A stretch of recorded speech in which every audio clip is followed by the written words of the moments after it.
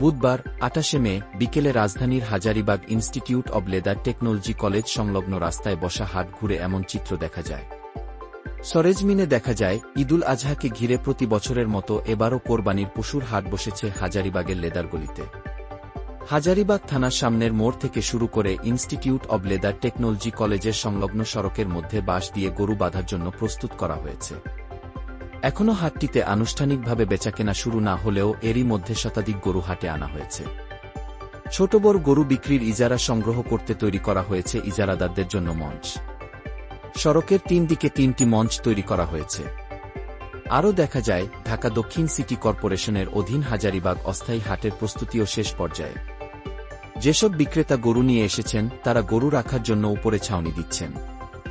বাঁশ দিয়ে ছাউনি তৈরি করে অস্থায়ীভাবে ত্রিপল দিয়ে ঝড় বৃষ্টি আটকানোর চেষ্টা করছেন।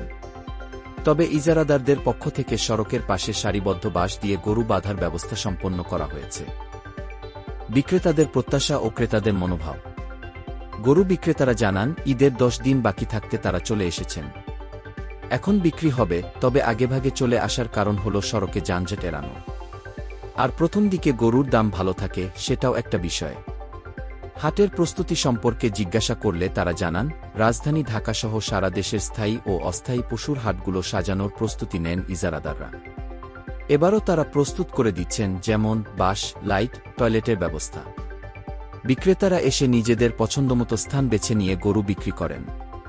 অস্থায়ী পশুর হাটে গিয়ে দেখা যায়, কোরবানির পশুর জন্য তৈরি করা শেড নানা রঙের ট্রিপলে সাজানো হয়েছে।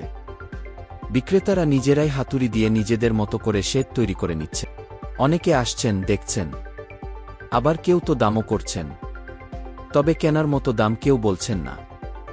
১২টি গরু নিয়ে এসেছি। ২ লাখ থেকে ৫ লাখ টাকা দামের গরু আছে। কুষ্টিয়ার আরেক গরু বিক্রেতা সুলেমান বলেন, হাটে এখন গরুর সংখ্যা কম, বেচাকেনা নেই।